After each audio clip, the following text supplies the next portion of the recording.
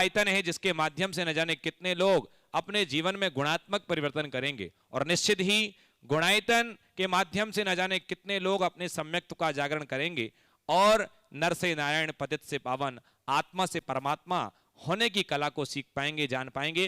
बंधुओं, प्रतिदिन लोग गुणायतन से जुड़ रहे हैं और पूज्य मुनिश्री की परिकल्पना को साकार करने में दान और योगदान के माध्यम से अपनी मेहनती भूमिका निभा रहे हैं। देश विदेश से लोग अपने उदारतापूर्ण दान के माध्यम से इस गुणायतन के कार्य को तीव्रता से आगे बढ़ा रहे हैं। बंधुओं, इसी कड़ी में जिन्होंने आज अपने आप को गुणायतन से जोड़ा है, ऐसे श्रावक श्रेष्ठियों के नामों की मैं उद्घोषणा कर रहा हूं। आपकी करतल ध्वनि उनके सम्मान में होनी चाहिए।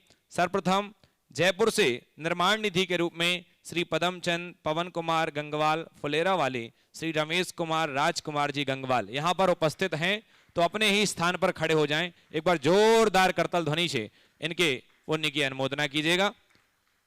द्वितीय निर्माण निधि के रूप में हमारे बीच में पदमचंद पवन कुमार गंगवाल फुलेरा वाले रमेश कुमार राजकुमार जी गंगवाल परिवार है। बहुत बहुत स्वागत, वंदन, अभिनंदन।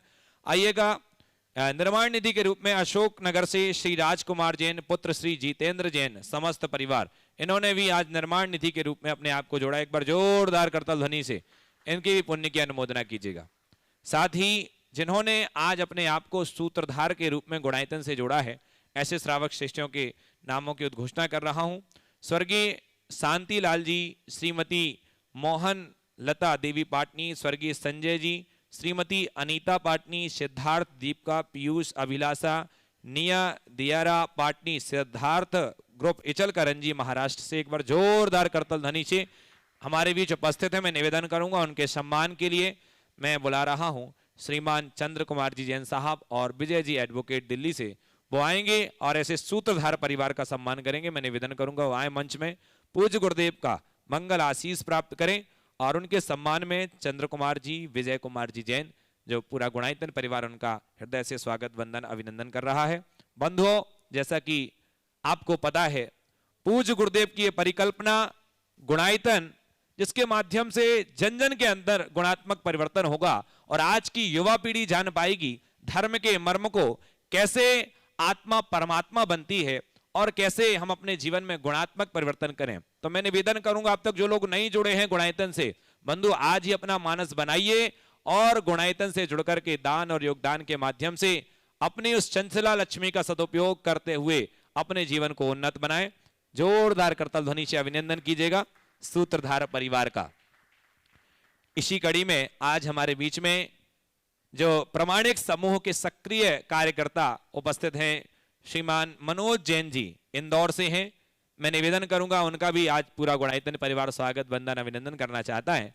आ जाएं, वो भी गुरुदेव का मंगल आशीष प्राप्त करें और उनके सम्मान के लिए मैं बुला रहा हूं श्री हरीश जी काग जी और श्रीमान हरीश चंद जी जैन साहब, जो पूज्य मुनिश्री पूज्य छुल्लक श्री स्वरूप सागर जी महाराज के, जिनको जनक होने का सौभाग्य प्राप्त है, ऐसे हरीश जी और हरीश चंद जी आए और सम्मान करेंगे हमारे मनोज भैया का, जो प्रामाणिक समूह के सक्रिय कार्यकर्ता हैं।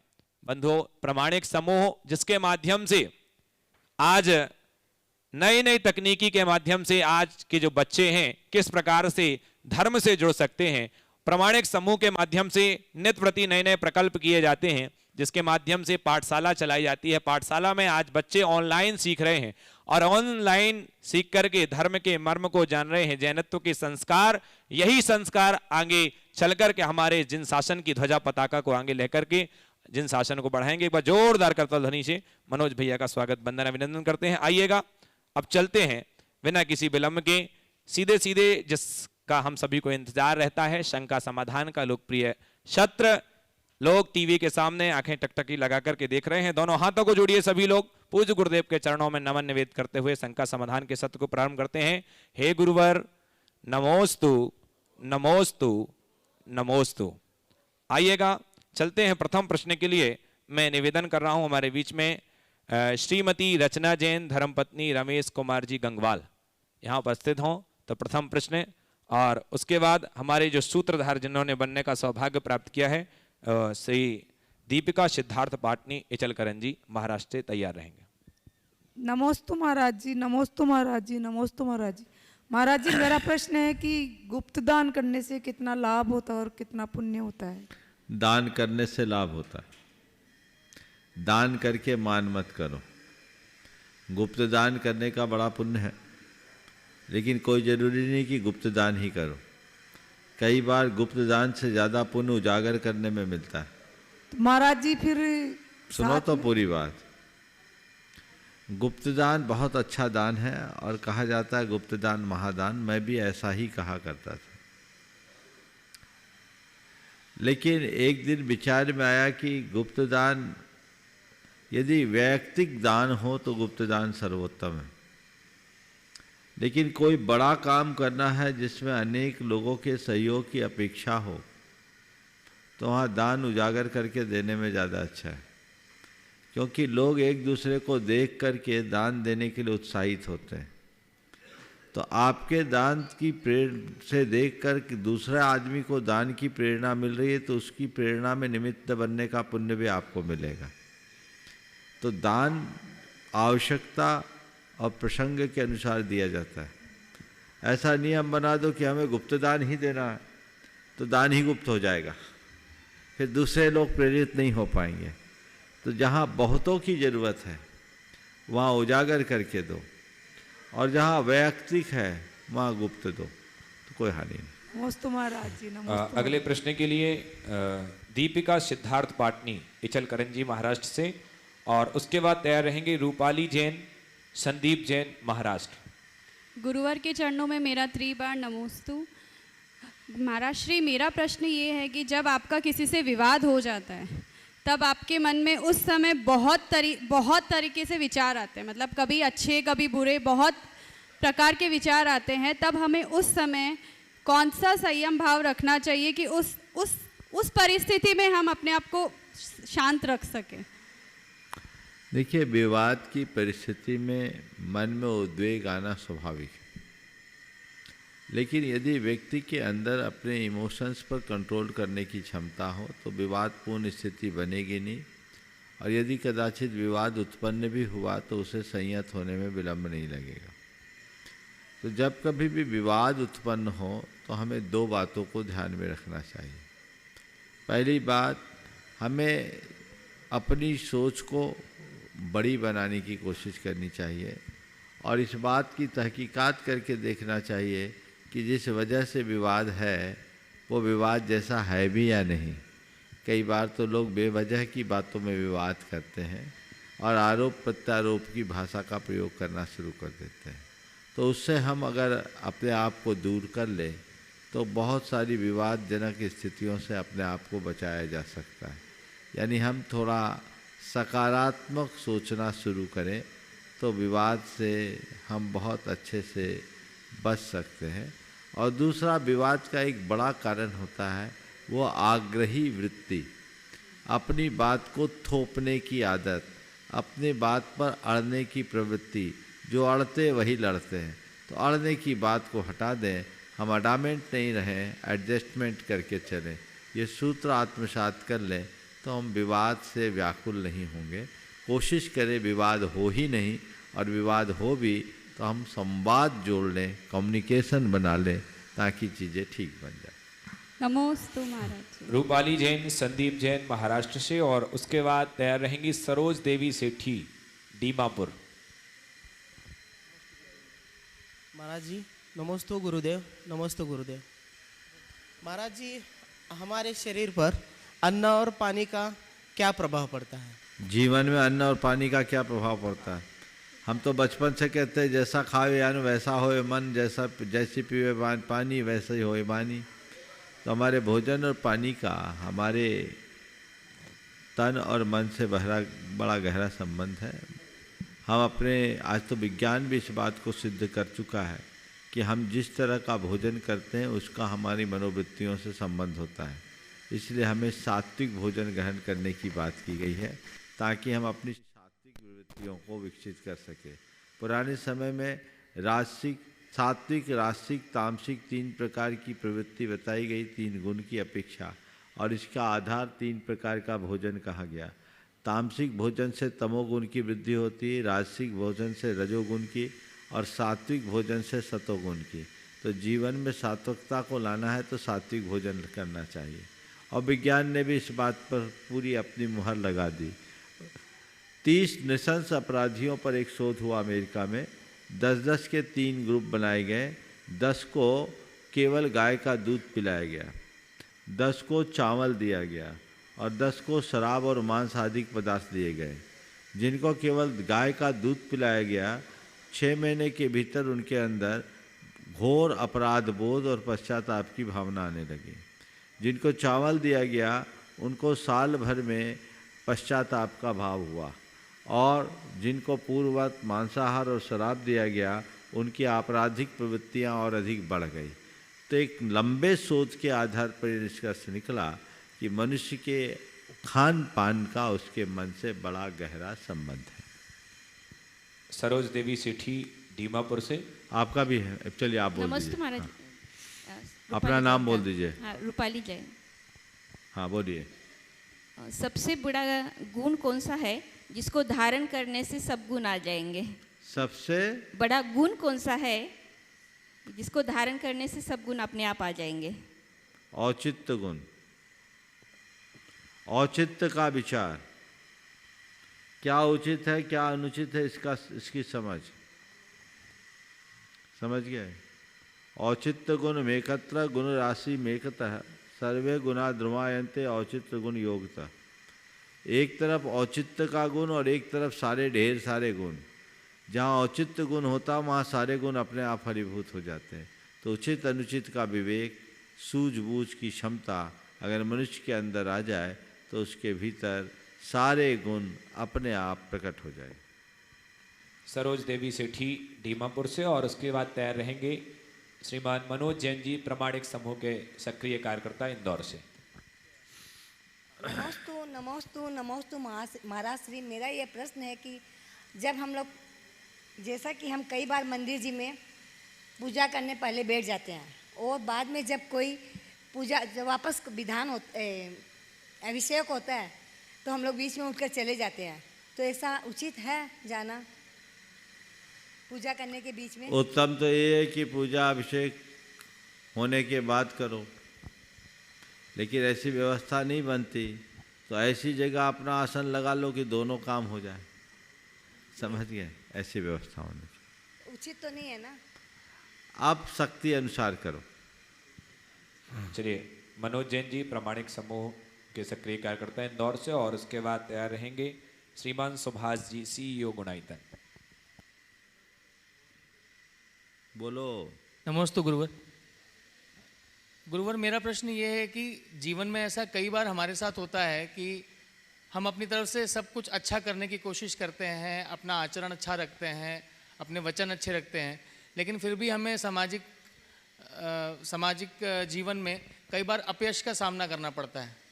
तो ऐसी परिस्थिति क्यों जन्म लेती है और ऐसी परिस्थिति में हमें अपने भावों के साथ में कैसे डीलिंग करना चाहिए महाराज जी? देखो, ऐसी परिस्थिति क्यों जन्म लेती है इसकी बात बाद में करूँगा। ऐसी परिस्थिति जन्म लेने पर हमें क्या करना चाहिए, तो मैं एक ही बात कहूँ, इस वाक्य को याद रखना चाहिए। हम कुछ अच्छा करें ये हमारा पुरुषार्थ है, उसका परिणाम अच्छा मिले ये हमारा भाग्य है। क्या बोला? हम कुछ अच्छा करें ये हमारा पुरुषार्थ है और लोग उसे अच्छा माने ये हमारा भाग्य है। तो हम पुरुषार्थ अच्छा करें जो हमारे हाथ में है। कोई ज़रूरी नहीं कि जो हम अच्छा समझकर करें उसे दुनिया अच्छा माने ही। कई बार हमारा भाग्य अनुकूल ना हो तो अच्छा करने पर भी लोगों को बुरा लगता है, तो हम उसको ना देखें, हम अपना जो काम है वो करें। समझ गए? आपने पूछा ऐसा क्यों होता है, तो उसकी वजह है। उसकी वजह हमारे शास्त्र के अनुसार ये है कि आपने अतीत जीवन में ऐसा किया है कि अच्छा करने वालों की आलोचना की, और जो व्यक्ति आज अच्छा करने वालों की आलोचना कर रहा है उसे ऐसे कर्म का बंध होता है कि भविष्य में वो कितना भी अच्छा करे उसको आलोचना मिलेगी, अनुशंसा नहीं। बहुत सारे लोग कहते हैं महाराज जी हम बहुत अच्छा करते हैं, हमको इसका यश नहीं मिलता।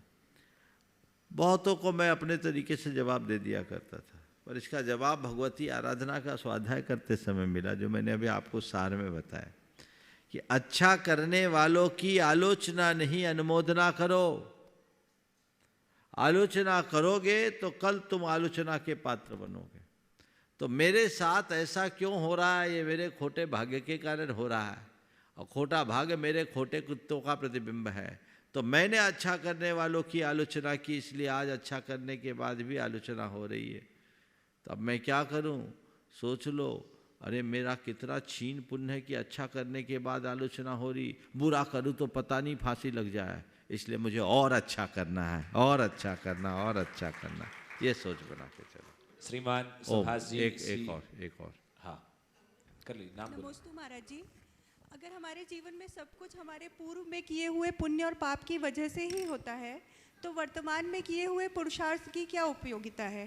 किसने कहा सब कुछ पुण्य पाप के योग से ही होता है? ये कथन अधूरा है, पूरा नहीं। जीवन में जो घटता है उसमें पुण्य पाप का महत्वपूर्ण योग है, लेकिन जो कुछ भी घटता है वो केवल पुण्य और पाप के योग से ही होता है, ये बात सही नहीं।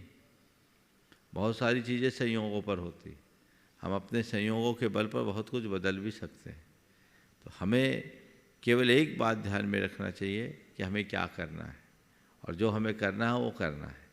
केवल कर्म ही सब कुछ कराता है ऐसा नहीं है, कर्म के साथ अन्य भी निमित्त होते हैं, दैव होता है, काल होता है, भवितव्य होता है, पुरुषार्थ होता है, ये सारे योग मिलते हैं तब हमारे जीवन का काम पूरा होता है। इसलिए चूँकि मुख्य रूप से पुण्य पाप की भूमिका ज़्यादा प्रबल होती है, इसलिए लोग पुण्य पाप को ही प्रमुखता देते हैं, लेकिन जब हम गहराई से विचार करें तो पुण्य पाप के साथ अन्य बातें भी हमारे जीवन में महत्वपूर्ण स्थान रखती हैं। श्रीमान सुभाष जी, एक और है, चलो पूछो। नमोस्तु महाराज जी। महाराज जी, मेरा प्रश्न ये है कि हनुमान जी और राम जी भी मोक्ष गए हैं, तो हम उनकी मूर्ति बना के उनकी पूजा क्यों नहीं करते? देखिए, जैन धर्म में एक बात कही गई कि 24 तीर्थंकर में सब समा जाते हैं। तुम कोई भी नाम ले लो, जो बीतरागी है, सर्वज्ञ है, तो उपदेशी, वो हमारे भगवान हैं। हम उन्हें कोई भी नाम से पूछे, मूरत तो 24 तीर्थंकर की आती है, क्योंकि हम दिए की नहीं ज्योति की पूजा करते हैं।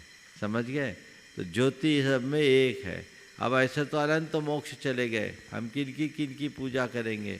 इसलिए जैन धर्म में बता दिया गया कि अपने मूल आराध्य 24 तीर्थंकर रखो, और दुनिया की सारी विभूतियाँ इन 24 तीर्थंकरों में समाहित है, क्योंकि सबके भीतर वही गुण है जो एक महान विभूति में होनी चाहिए। श्रीमान सुभाष जी, CEO गुणायतन, और उसके बाद तैयार रहेंगे डॉक्टर संदीप प्रेमचंद जैन, महाराष्ट्र। परम श्रद्धेय गुरुदेव के चरणों में शत नमन। मंचासीन शुल्लक महाराजों के चरणों में सादर इच्छामि। गुरुदेव, आज एक दुखद प्रसंग के साथ यहाँ प्रस्तुत होना पड़ा। ललितपुर जैन समाज के पूर्व अध्यक्ष और हमारे ट्रस्टी श्री अजित खजूरिया साहब की धर्मपत्नी का अचानक परसों देह अवसान हो गया। उनका देवलोक गमन हुआ। बहुत अच्छे भावों के साथ वो गई, उनका अचानक हार्ट अटैक हुआ भोपाल में, और नमोकार मंत्र पढ़ते हुए, सुनते हुए और भक्तांबर सुनते हुए उन्होंने अपना शरीर पूरा किया। गुरुदेव उनके लिए, संतत परिवार के लिए आशीर्वचन और हम सब के लिए संदेश। देखिए, आना जाना लगा हुआ है। ये बड़ा दुर्भाग्यजनक है कि किसी की इतनी अल्प उम्र में अपने आप यहाँ से जुदाई हो जाए, पर किसी के आवागमन को रोका नहीं जा सकता। ये तो संसार का अटल सत्य है। हम लोग बचपन से ही कहते हैं, राजा राणा छत्रपति हाथिन की असवार, मरना सबको एक दिन अपनी अपनी बात। तो जब जिसकी बारी आती है वो चला जाता है। मैं ऐसे मौके पर पूरे परिवार को अपना आशीर्वाद देना चाहता हूँ, और साथ ही ये कहना चाहता हूँ कि मन में धैर्य बना के रखें, तत्व ज्ञान का आश्रय रखें। ऐसी घटनाओं को शोक का निमित्त बनाने की जगह वैराग्य का निमित्त बनाना चाहिए। जीवन के किस मोड़ पर क्या घटना घट जाए कोई कहा नहीं जा सकता। इसलिए इस सत्य को समझे। मैं अजीत भाई और उसके पूरे परिवार को आशीर्वाद देता हूँ। आप लोगों ने धर्म के स्वरूप को समझा है, तत्व का आश्रय लें और जीवन को उसी क्रम में आगे बढ़ाएं। नमोस्तुते। डॉक्टर संदीप प्रेमचंद जी, महाराष्ट्र से, और उसके बाद उपस्थित रहेंगी निया सिद्धार्थ पाटनी, इचलकरंजी जी। नमोस्तु गुरुदेव, नमोस्तु। मेरा प्रश्न है, मोह विकारों पर कैसे जीत पाए? क्या बोले? मोह विकारों पर कैसे जीत पाए? मोह विकार पर विजय कैसे पाए? मोह के विकार पर विजय प्राप्त करना है तो तत्व ज्ञान लो, जीवन की वास्तविकता को समझो, मोह खत्म हो जाएगा। देखो, एक व्यवहार में कई बार ये बात सामने आती है, किसी का किसी से बड़ा लगाव होता है, जुड़ाव होता है, और बाद में उससे दूर हो जाते। बोले क्यों? मेरा उससे मोह भंग हो गया। क्यों हो गया भैया? मैंने उसकी हकीकत जान ली, वो सामने कुछ था और अंदर में कुछ था। तो जब ये बात सामने आती कि मैंने उसकी हकीकत जान ली, वो सामने कुछ था, भीतर कुछ था, मोह भंग हो गया। तो ऐसे जिस दिन तुम्हें जीवन की वास्तविकता समझ में आ जाएगी, उस दिन तुम्हारा मोह भंग हो जाएगा। तुमने भ्रम को सच मान लिया है, समझ गए? सपने को सत्य मान लिया, नींद में सो रहे हो, यथार्थ से अनभिज्ञ, जीवन की वास्तविकता को समझो। क्या मोह है हमारा? ये घर परिवार, धन संपत्ति, परिजन, शरीर सब मेरे हैं। किसके? कब छूट जाएगा कोई पता नहीं। इन पर तुम्हारा कोई जोर है क्या? इन पर कोई अधिकार है क्या? किस पर तुम्हारा अधिकार है? एक श्वास पर भी तुम्हारा अधिकार नहीं है क्या? लेकिन ये मेरे मन की मान्यता है कि ये सब मेरे हैं, ये सब मेरे हैं, ये सब मेरे हैं, ये सब मेरे हैं। और इस कल्पना में मनुष्य जीता है और उसी में उलझ कर रह जाता है। जब तक वो ऐसे झूठी कल्पनाओं में जीता है, मोह का संसार बढ़ता रहता है। जब उसे सच पता लग जाता है ये सब मेरे नहीं हैं, इन पर मेरा कोई जोर नहीं, ये सब केवल एक संयोग है, आज है कल रहे न रहे कोई पता नहीं, मोह अपने आप शांत हो जाता है। तो जीवन की वास्तविकता को समझोगे तभी मोह पर विजय प्राप्त किया जा सके। नमस्ते गुरुवर। तैयार रहें। पंछी और जो प्राणी हैं वो भी जीते और मरते हैं, तो हमारे जीवन जीने का उद्देश्य क्या है? देखिए, पंखी जिनका नाम ले वही प्रश्न करे तो अच्छा है, क्योंकि इनका सारा समीकरण बिगड़ जाएगा, है ना। आपका तो उत्तर मैं दे रहा हूँ। जीने का उद्देश्य क्या है? मैंने एक बार सवाल किया कि भैया क्यों जी रहे हो, क्यों जी रहे हो? सभा में एक ने उत्तर दिया, इसलिए कि मरे नहीं। तो जो ये कह रहा है कि अभी हम मरे नहीं, वो जीते जी भी मरा जैसा है। केवल जन्म लेना, जीवन जीना और उसे पूरा कर देना, ये जीवन का उद्देश्य नहीं है। जीवन को सार्थक बनाना ही जीवन का उद्देश्य है।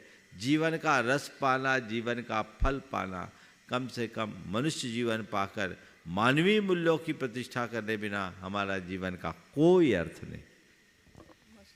चलिए तैयार रहें। निया जैन, निया सिद्धार्थ पाटनी इचलकरंजी से, और उसके बाद धीरज जैन धूलिया महाराष्ट्र। नमस्ते महाराज जी, मेरा प्रश्न है, लड़कियां अभिषेक क्यों नहीं कर सकती? लड़कियां अभिषेक क्यों नहीं कर सकती? क्योंकि लड़कियों का काम अभिषेक करने का नहीं है, लड़कों का काम है। वो लड़कियां देखती है, लड़के करते हैं। समझ गए? चलो चलेगा। नमस्ते। तैयार रहें। धीरज जैन धुलिया से, और उसके बाद डॉक्टर सविता जी महाराष्ट्र। नमस्ते महाराज जी। नमस्ते महाराज जी। नमस्ते महाराज जी। आजकल की भाग दौड़ भरी जिंदगी में, कंप्यूटर वाली तेज जिंदगी में क्रोध को शून्य कैसे करें? नमस्ते। फिर से। हाँ।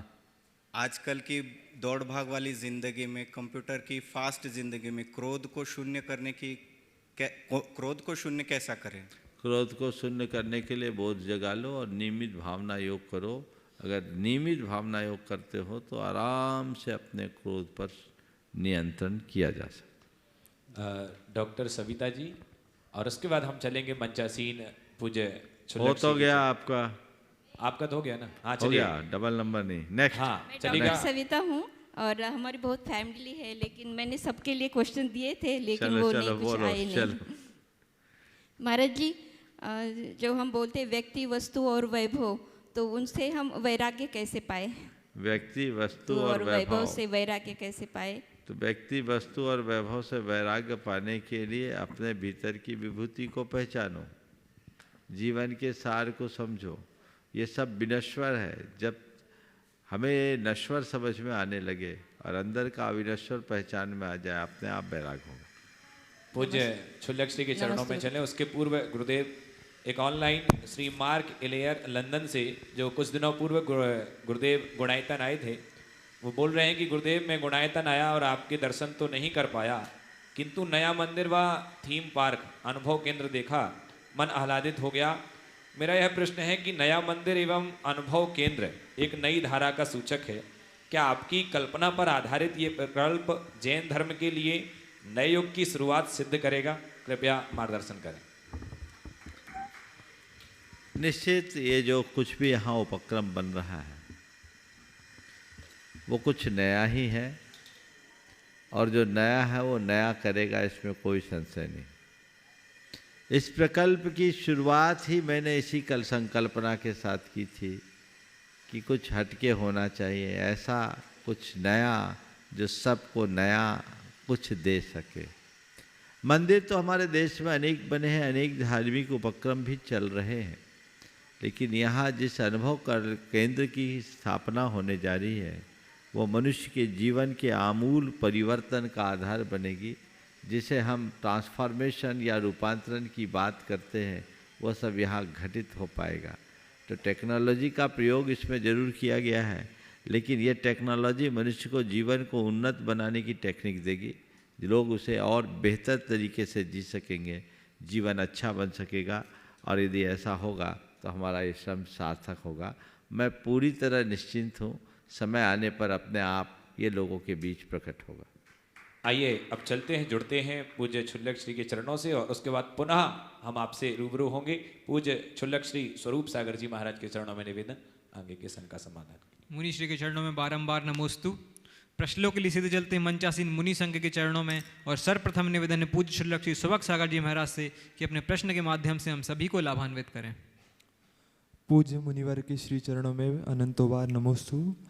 महाराज श्री भगवान महावीर स्वामी के निर्वाण के उपरांत उनकी वाणी का जो आज तक हमें प्राप्त हुई, ये निश्चित ही पूर्वाचारों के हम पर उपकार है कि आज हमारे लिए भगवान महावीर स्वामी की वाणी सुलभता से उपलब्ध हो रही है। तो महाराज श्री उन पूर्वाचार्यों के प्रति हम अपने उपकार कैसे व्यक्त करें कि आज के लोगों को समझे कि उनकी क्या भावना रही है। महाराज बहुत ही अच्छी बात आपने यहाँ रखी। आज ये हम सब का बड़ा सौभाग्य है कि भगवान की दिव्य वाणी हम सबको प्राप्त हो रही, और ये आचार्यों की कृपा से, उन महान महान आचार्यों की कृपा से जिन्होंने अपनी साधना का बहुमूल्य समय हम सब के लिए समर्पित किया है, केवल और केवल हम सब के उद्धार की भावना से। ये कितनी करुणापूर्ण दृष्टि रही होगी। कभी कभी मैं सोचता हूँ काश समय आचार्य कुंदकुंद ने समय सार जैसे दिव्य ग्रंथों का सृजन नहीं किया होता तो आज हमारा क्या होता।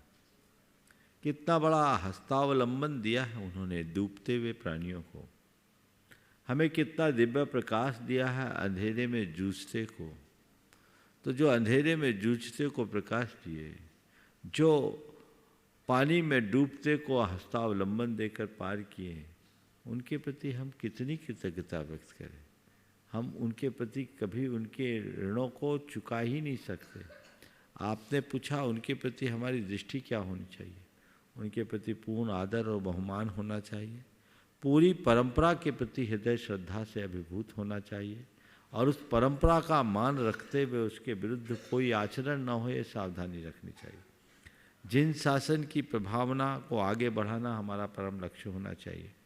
एक दिन गुरुदेव से जब इसी संदर्भ में चर्चा हो रही थी तो उन्होंने एक ही बात कही थी कि इस परंपरा से प्राप्त तत्व को आगे बढ़ाना ही उनके ऋणों का कुछ अंशों में मूल्य उतारना है।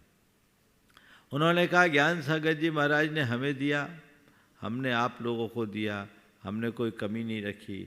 आप लोगों को जो हम दे रहे हैं वो आप लोगों को फैलाएं, परंपरा चलते रहेगी। और यही उपकार की परंपरा है, और ये हजारों साल से चली आ रही है। एक आचार्य ने अपने दूसरे शिष्यों को, आचार्यों को दिया, और ये शिष्य प्रशिष्य के क्रम से यहाँ तक चला है। हमें इसे फैलाते जाना है, फैलाते जाना है। यदि उत्तरोत्तर हम फैलाते रहेंगे तो सब बातें अपने जीवन में सहज घटित हो जाएगी। पूज्य क्षुल्लक श्री चिद्रूप सागर जी महाराज से निवेदन है कि हमारी ज्ञान वृद्धि हेतु अपना प्रश्न प्रेषित करें। पूज्य मुनिश्री के चरणों में बारंबार नमोस्तु। महाराज जी, श्री कृष्ण जी के दो रूप प्राय देखने मिलते हैं, एक हाथ में बांसुरी लिए हुए और एक हाथ में चक्र लिए हुए। इन दोनों रूपों से क्या आमजन को शिक्षा ग्रहण करनी चाहिए? नमोस्तु। बहुत अच्छा सवाल है। श्री कृष्ण के दोनों रूप हैं, बांसुरी भी और चक्र भी, है ना।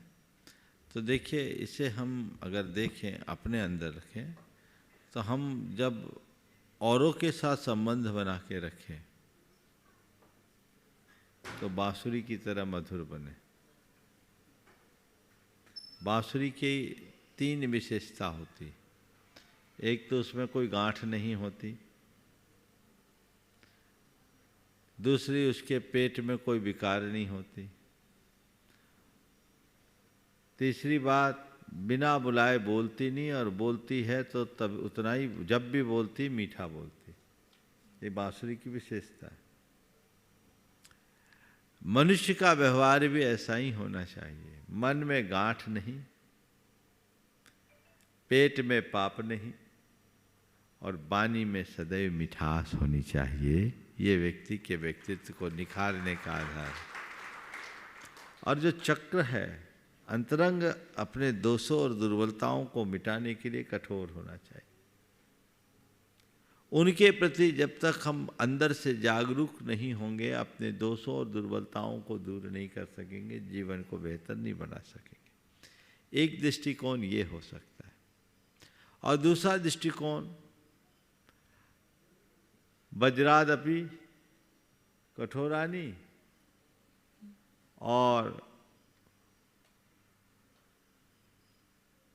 मृदुनी कुसुमादपि, कि वज्र की तरह कठोर रहो और फूल की तरह मृदु रहो। ये 2 व्यवस्था हमारे यहाँ नीति बताई गई। वज्र की तरह कठोर, जो समाज, देश और संस्कृति के लिए विघातक हो, उसके प्रति वज्र की तरह कठोर हो जाओ। और जो समाज की उन्नति में सहायक हो, उनके लिए फूल जैसा व्यवहार करो। दोनों व्यवस्थाएं और दृष्टि रख सकते हैं। निवेदन है पूज्य शुल्लक श्री समादर सागर जी महाराज से कि अपने प्रश्न रखें ताकि हमें भी दिशा बुद्धि की प्राप्ति हो। महाराज जी चंड में नमोस्तु नमोस्तु नमोस्तु। महाराज जी, सपने के बारे में सुनते हैं हम कि एक तो होता है खुली आँख का सपना और एक होता है बंद आँख का सपना। हम देखते हैं तीर्थंकर जी माता होती है और जो महापुरुष होते हैं वो सपने में हाथी को देखते हैं, हाथी मुख में प्रवेश किया है और ऐरावत हाथी पर भगवान को ले जाकर वहाँ पर उनका अभिषेक होता है। तो हाथी की जो इस प्रकार से वो बताई है सपने में देखने का शुभ, तो इसके राजी क्या लक्षण है और क्या इसके वो मिलते हैं वो राजी सब। गज को स्वप्न शास्त्र में प्रगति और समृद्धि का द्योतक माना गया। अगर सपने में कोई गज देखता है तो वह समृद्धि और प्रगति का द्योतक होता है। तीर्थंकर की माँ जो गज देखती है वो इस बात का द्योतक है कि संपूर्ण व्यक्तित्व का धनी, प्रगतिशील, समृद्धि और वैभव का धनी कोई जीव उनके पेट में आ रहा है। तो गज को मांगलिक प्रतीक माना गया। शकुन शास्त्र में भी गज की बड़ी महिमा है। अगर आप किसी कार्य के लिए जा रहे, सामने से गज आता दिखता है तो उसे सफलता का और विजय का द्योतक माना जाता है। और उस पर भी यदि उसकी सूंड ऊपर हो तो 100% सफलता की संभावना हो। तो ये चीज़ें अलग अलग तरीके से है और उसको उसी संदर्भ में देखना चाहिए। आइए अब अगले प्रश्न के लिए मैं निवेदन कर रहा हूँ परमादरणीय पंडित सिद्धार्थ जी शतना, और उसके बाद तैयार रहेंगे पूज्य स्वरूप सागर जी महाराज के जनक जननी होने का सौभाग्य जिन्हें प्राप्त है, श्रीमान हरीश चंद जी, बिमला जी जैन। परम पूज्य गुरुचरणों में शतवार नमोस्तु नमोस्तु नमोस्तु। शुल्लक जी के चरणों में इच्छामी। निर्भय हास रसी की एक कविता थी, उसकी 2 पंक्तियाँ मुझे वो जहन में आ रही हैं। उसी संबंध में मैं प्रश्न पूछना चाहता हूँ कि ब्राह्मण का बेटा हूँ, सारे मंत्र मुझे याद हैं। ब्राह्मण का बेटा हूँ, सारे मंत्रों का ज्ञाता हूँ, सब मंत्र जानता हूँ। भूल इतनी होती है कि कौन सा शादी के मंडप में पढ़ना है और कौन सा शमशान में पढ़ना है, इसमें गलती हो जाती। बहुत सुंदर। मैं प्रश्न इसी के आधार पर कहता हूं कि शब्द संख्याते हैं और अर्थ असंख्याते हैं। असंख्याते अर्थ को कहने के लिए एक एक शब्द को कई कई अर्थों में प्रयुक्त होता है, और वो अर्थों में प्रयुक्त करने वाला किन सीमाओं के द्वारा किस प्रकार से उसको अर्थ का प्रयोग करना चाहिए। सामान्य श्रावक भी यदि जिन आगम में कई शब्द आते हैं और उन शब्दों का अलग अलग जगह पर अलग अलग अर्थों में प्रयोग है, यदि हम इसकी सावधानी ना रखेंगे तो अर्थ का अनर्थ हो जाता। तो सामान्य श्रावक यदि जो बहुत पढ़ा नहीं है, बहुत स्वाध्यायी नहीं है, और उसे अपने शब्दों के अनुसार उसका अर्थ लगाना है, तो उसके लिए क्या बैरोमीटर होना चाहिए कि इस आधार पर इसका अर्थ लगाना ही चाहिए उसे। बहुत अच्छा शब्द। शब्द संख्यात है, अर्थ असंख्यात है, और संख्यात शब्दों के द्वारा असंख्यात अर्थ को प्रकट करना एक चुनौती है। शब्द की एक सीमा ही है। इसलिए शब्द का जब अर्थ निकाला जाता है तो केवल शब्द को नहीं देखना चाहिए, शब्द के साथ जुड़े हुए संदर्भ को भी देखना चाहिए। एक ही शब्द का अर्थ संदर्भ बदलने पर बदल जाता है। जैसे माँ कहती है, बेटा पढ़ नहीं तो तू गधा ही रह जाएगा। बुरा लगता है क्या? माँ ने बेटे से कहा, बेटा पढ़ नहीं तो तू गधा ही रह जाएगा। माँ ने कहा, गधा कहा, और दूसरे ने कहा, पढ़ा लिखा नहीं, बिल्कुल गधा है। क्या हो गया? गधा दोनों तरफ से है, एक ही शब्द है, लेकिन पहले गधा शब्द के भाव में और बाद में प्रयुक्त गधा शब्द के भाव में जमीन आसमान का अंतर। और थोड़ा आगे बढ़े, एक संतान अपनी माँ को माँ कहता है और दूसरी वही व्यक्ति अपनी माँ के समवयस्क किसी दूसरी स्त्री को माँ कहता है। संबोधन दोनों में समान है, लेकिन क्या अर्थ समान है? माँ जैसा सम्मान दूसरी स्त्री के प्रति हो सकता है, पर माँ जैसी श्रद्धा तो केवल जन्मदात्री माँ ही पाती है। एक शब्द अलग संदर्भ में अलग अर्थ को प्रकट कर रहा है। अगर हम शास्त्रीय भाषा में कहें तो शब्द के अर्थ मात्र को नहीं देखना चाहिए, हमें शब्दार्थ के साथ साथ नयार्थ देखना चाहिए, मतार्थ देखना चाहिए, आगमार्थ देखना चाहिए, फिर भावार्थ देखना चाहिए। कौन सी बात किस अर्थ में कही गई है? दुर्भाग्य है कि लोग इस रहस्य को नहीं समझते और नाना प्रकार की विडंबनाएं प्रकट करते रहते हैं, जिनसे अर्थ का अनर्थ होता है। उससे बचकर चलना चाहिए। अगला तैयार रहें। अगले प्रश्न के लिए हरीश चंद जी, विमला जी जैन। उसके बाद अगले प्रश्न के लिए मैं निवेदन करूंगा श्री सुनीता देवी गंगवाल गुवाहाटी से। नमोस्तु महाराज जी, सभी छुल्लक जी को क्षामी। महाराज जी, एक वाक्य है कि पापी का उपकार करना सर्प को दूध पिलाने के समान है। महाराज जी, पापी को कोई सुधरने का मौका ही नहीं है क्या? पापी को उपकार करना सांप को दूध पिलाने जैसा है, ये बात बिल्कुल ठीक है। सांप को दूध मत पिलाओ, पर सांप को पिटारे में बंद करने की क्षमता भी तो पा सकते हो। खुला सांप घूमेगा तो जहर फैलाएगा, और पिटारे में बंद कर लोगे तो समाज का भला होगा। तो पापियों का सच्चा उपकार पापियों को पुष्ट करना नहीं, उनकी पाप वृत्ति को मुक्त करना, यही पापियों का उपकार। नमस्ते। सुनीता देवी गंगवाल और उसके बाद तैयार रहेंगे दहीगांव जलगांव महाराष्ट्र से वीरेश अमित जैन। मुनिश्री के चरणों में त्रिवार नमोस्तु नमोस्तु नमोस्तु।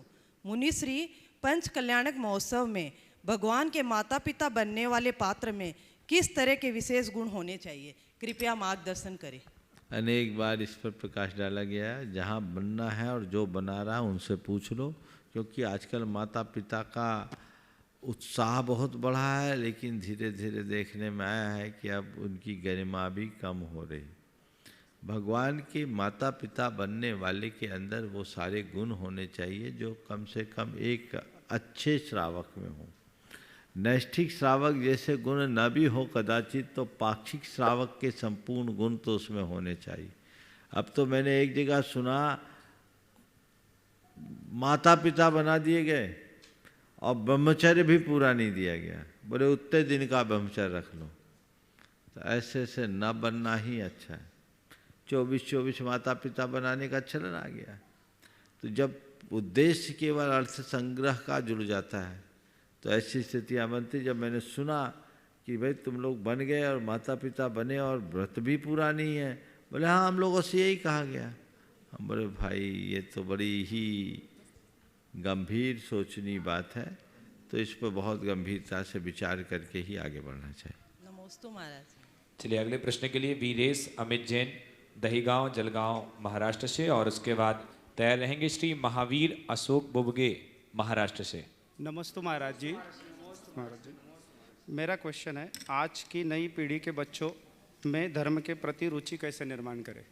नई पीढ़ी के बच्चों में धर्म के प्रति रुचि कैसे निर्माण करें?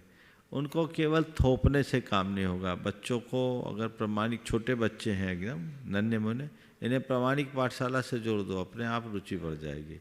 समझ गए? ये भाग भाग करके पाठशाला अटेंड करेंगे। ऑनलाइन भी आप कर सकते हो, आप देख लीजिए, बहुत लाभ होगा।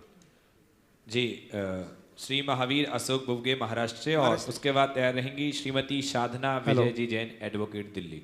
महाराष्ट्र ये 4 साल का बच्चा है, उसने पूरी वंदना पैदल यात्रा की है। बहुत सुंदर, जोरदार अभिनंदन करो उसका। बहुत बढ़िया। हाँ चलो पीछे पीछे तो हो गया। ये तो एक बार आ चुके भाई, तुम बार बार नहीं आओ। चलो चलिए हो गया आपका। हाँ मैं निवेदन कर रहा हूँ अगले प्रश्न के लिए साधना विजय जी जैन एडवोकेट, और उसके बाद पदमचंद पवन कुमार गंगवाल फुलेरा वाले। गुरुदेव नमोस्तु। इच्छामी महाराष्ट्र। गुरुदेव, पहले कहा जाता था कि सब्र और सच्चाई एक ऐसी सवारी है जो अपने सवार को कभी गिरने नहीं देती है, न किसी के कदमों में और न किसी की नज़रों में। लेकिन गुरुवर, वर्तमान परिप्रेक्ष्य में इनके मापदंड बदल गए हैं। तो गुरुवर, इस बदली हुई परिस्थिति का सामना कैसे किया जाए, कृपया समाधान। सब्र और सच्चाई। सब्र और सच्चाई, हाँ, किसी को गिरने नहीं देती। किसी की नज़रों में या किसी के न नज़रों में गिरने देगी, न कदमों में गिरने देगी। ये श्रद्धान जिसको होगा वो शब्द भी धारण करेगा और सच्चाई पर भी स्थिर होगा। लेकिन आजकल लोग शॉर्टकट अपनाने लगते हैं। जी गुरुदेव। सब चीज़ इंस्टेंट चाहते, इसलिए सब्र चला गया जी। और बिना श्रम के कुछ पाना चाहते, इसलिए सत्य चला गया जी। पर उन्हें ये नहीं दिखता कि हम जितने आसानी से आगे बढ़ते उतनी सहजता से पीछे भी आना पड़ता है। जी। आजकल लोगों की प्रवृत्ति बारिश का पेड़ बनने की हो गई। वो बारिश के पेड़ की तरफ बहुत तेज़ी से पनपना चाहते हैं। बरसात के दिनों में पेड़ होता है 4 महीने में 8 फीट का हो जाता है। जी गुरुदेव। लेकिन जितनी तेज़ी से वो बढ़ता है उतनी तेज़ी से सूख भी जाता है। बरसात ख़त्म हुए अभी 2 महीने हुए हैं, आप देख लीजिए आसपास उगे हुए पेड़ों की क्या दशा है। महीने भर बाद तो वो भी पता नहीं चलेगा, सब सूख के कांटे हो जाएंगे। लेकिन बरगद का पेड़ बनो जो एक बार बढ़े तो बढ़ता ही जाए। वो 8 फीट का होने में 5-7 बरस ले लेता है, लेकिन एक बार बढ़ता है तो बढ़ता ही जाता है। जो शॉर्ट टर्म गेन देखते हैं वो व्यक्ति हर काम को इंस्टेंट चाहते हैं और उसके लिए असत्य का भी आलम्बन लेते हैं। लेकिन जिन्हें दीर्घकालिक लाभ चाहिए वो सब्र भी धारण करेंगे और सत्य के भी अनुकरण करेंगे। नमोस्तु गुरुदेव। पदमचंद पवन कुमार जी गंगवाल जयपुर से हैं? नहीं है। हाँ चलेंगे। अगले प्रश्न के लिए देवेंद्र जैन जी मधुबन शेखर जी से हमारे बीच में अपना प्रश्न रखेंगे। गुरुदेव, एक ऑनलाइन प्रश्न हमारे गुणायतन के ट्रस्टी रमेश गुणमाला काला, जिनकी बेटी और दामाद ने एक स्वयं मिलकर के एक मंदिर जिनालय का निर्माण इंदौर में किया है और उनको अभी आगामी पंचकल्याणक में माता पिता होने का सौभाग्य प्राप्त है, तो वो आपसे आशीर्वाद चाहते हैं। साथ ही प्रश्न कर रहे हैं, गुरुदेव, ब्रह्म मुहूर्त में जागने के बाद भगवान की आराधना किस तरह करनी चाहिए? ब्रह्म मुहूर्त में कौन सी साधना करनी चाहिए? क्या प्रार्थना करना चाहिए? साधना, आराधना और प्रार्थना में क्या अंतर है? कृपया मेरी शंका का समाधान करें। देखिए, ब्रह्म मुहूर्त का जीवन में बड़ा महत्व है। व्यक्ति को ब्रह्म मुहूर्त में बिस्तर छोड़ना चाहिए। उस समय हमारी शरीर में स्फूर्ति रहती है, चेतना निर्मल होती है, पवित्र होती है। शरीर में सेरोटोनिन नाम का रसायन विशेष रूप से बहता है जो हमें अलग स्फूर्ति और ऊर्जा को प्रदान करता है। ब्रह्म मुहूर्त हमारी साधना आराधना का क्षण है। उस समय आपने पूछा हम हमें किस तरह से शुरुआत करनी चाहिए, तो ब्रह्म मुहूर्त में आँख खुलते ही सबसे पहले प्रभु परमात्मा के चरणों में अपनी ओर से कृतज्ञता भरा आभार व्यक्त करना चाहिए, मन को प्रसन्नता से भरना चाहिए और उनके चरणों में निवेदन करना चाहिए, प्रभु आज मैं इस दुनिया के सबसे भाग्यशाली लोगों में एक हूँ, बड़ी कृपा है आप सबकी और मैं बड़ा भाग्यशाली हूँ क्योंकि मुझे आज जीवन का नया दिन देखने को मिला। यदि औरों की तरह रात में ही मैं चला जाता तो इस सुबह देखने का सौभाग्य नहीं मिलता। आज मैं कितना भाग्यशाली हूँ, अपने मन को प्रसन्नता से भरना चाहिए। ऐसा सोचना चाहिए कि जीवन की एक अमूल्य निधि मुझे प्राप्त हुई है और प्रभु चरणों में इसके लिए धन्यवाद प्रकट करते हुए मन ही मन संकल्पित होना चाहिए कि हे प्रभु, आज का ये दिन मुझे मिला है, ऐसी शक्ति दे कि आज के दिन को मैं अच्छा दिन बना सकूं। आज मुझे प्रसन्न रहना है, आज मुझे खुश रहना है, आज मुझे सहज रहना है, आज मुझे संतोष के साथ अपना जीवन जीना है, सकारात्मकता को अपने जीवन का मूल मंत्र बनाना है। इस तरह के भाव अपने मन में भरना चाहिए जिससे पूरा दिन हमारे मन में ऐसी ही प्रसन्नता बनी रहे और हम अपने जीवन को बेहतर बना के आगे चल सके। और फिर उठने के बाद इस स्मरण, जीवन की मंगल कामना, निज पर की मंगल कामना करें। आप सुबह उठते ही मंगल भावना से भी अपने दिन की शुरुआत कर सकते हैं। आपने पूछा साधना, आराधना और प्रार्थना में क्या अंतर है। साधना हमारे जो धर्म की अभ्यास है उसको बोलते साधना। जो व्रत, नियम, संयम आदि हैं ये सब हमारे साधना के अंग हैं। आराधना जो हम अपने इष्ट की उपासना करते हैं, पूजा, भक्ति, विनय, स्तुति, पाठ, ये सब आराधना के अंतर्गत आते। प्रार्थना में हम अपने इष्ट को साक्षी मानकर अपने हृदय के उद्गार प्रकट करते हैं जिसमें व्यक्ति और समाज के कल्याण की कामना की जाती है, वह सब प्रार्थना कहलाते हैं।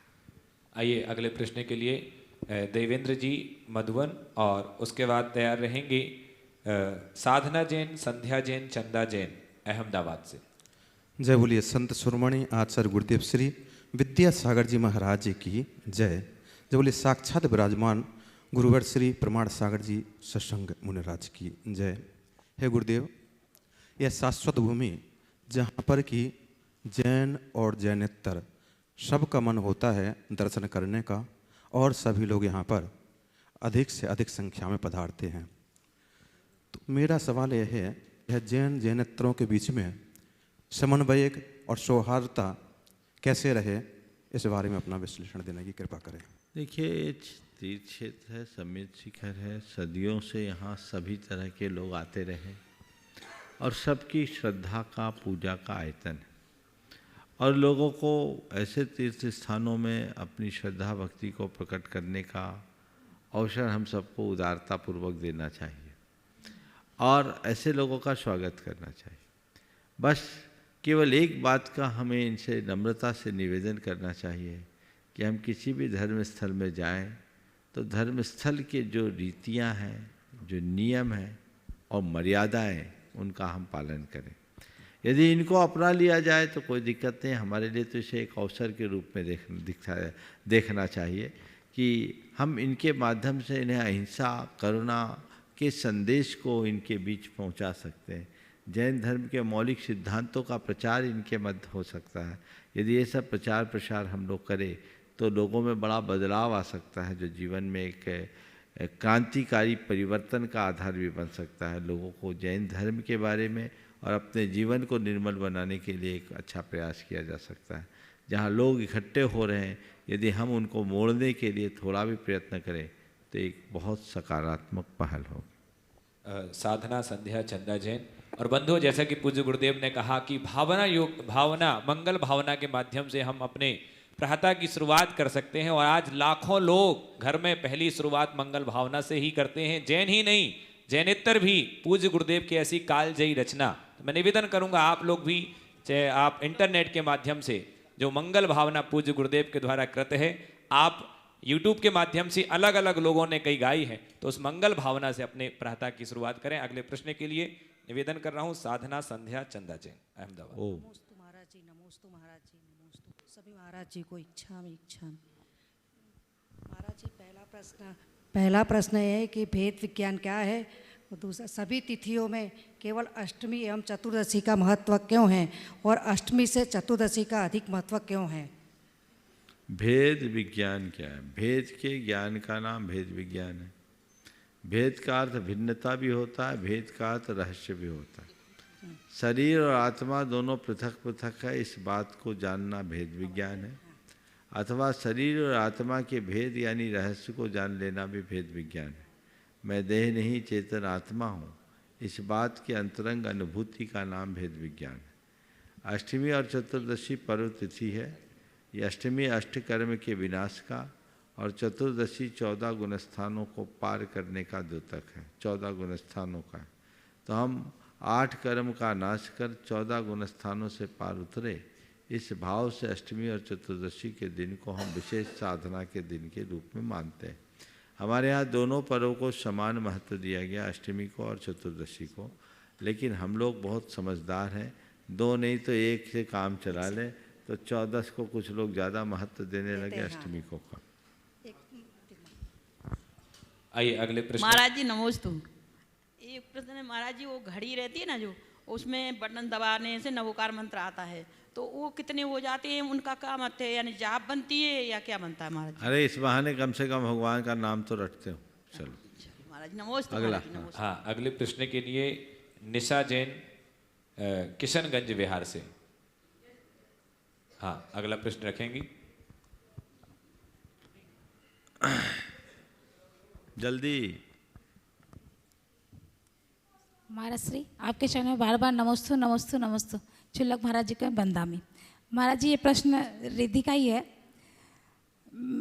महाराज जी कुछ भजनों के लेके कुछ क्वेश्चन है उसका। मेरे दुख के दिन में प्रभु काम आते हैं, दुनिया से हारा तो आया तेरे पास, यहाँ अगर हारा यहाँ से तो कहाँ जाऊँगा सरकार, इस टाइप से जो लाइनें हैं। और वो जो तो वो पालन हारे निर्गुण और नारे, तो बोले भगवान के ऐसी उपमा। और फिर उसने कहा है जिसमें हम भगवान को अपना स्टेपनी बना देते हैं। लेकिन गुरुदेव मेरी जिज्ञासा ये है, भगवान को लास्ट में क्यों, फर्स्ट में याद करेंगे तो स्टेपनी की जरूरत ही नहीं पड़ेगी। ऐसा एक आदमी को दुख बहुत था, भगवान को याद किया, भगवान नहीं आए। बोले क्यों? बोले जब कोई नहीं आता मेरे भगवान आते हैं, मेरे दुख के दिनों में वे बड़े काम आते हैं। ये बोल रहा था तो सबको बोले, भगवान ने कहा तू सबको बुला रहा तो मैं क्यों आऊँगा, तो मुझे स्टेप नहीं बना रखा है, मेन व्हील बनाता है। दरअसल होना तो यही चाहिए कि हम भगवान को ऐसे याद करें कि कोई और को याद करना ना पड़े।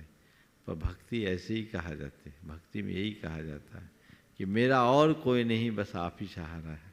ये भक्ति के एक उद्गार हैं, हृदय के उद्गार हैं, जो इस तरीके से बनते और बदलते रहते हैं। समय हो गया। निर्गुण वाला महाराज, अब वो जो भी भजन आदि गाते हैं लोग, उनको चाहिए कि जैन धर्म के मूलभूत सिद्धांतों के अनुरूप ही भजनों को गाएं। समय हो गया, यहीं पर विराम। बोलिए परम पूज्य आचार्य गुरुवर श्री विद्यासागर महाराज।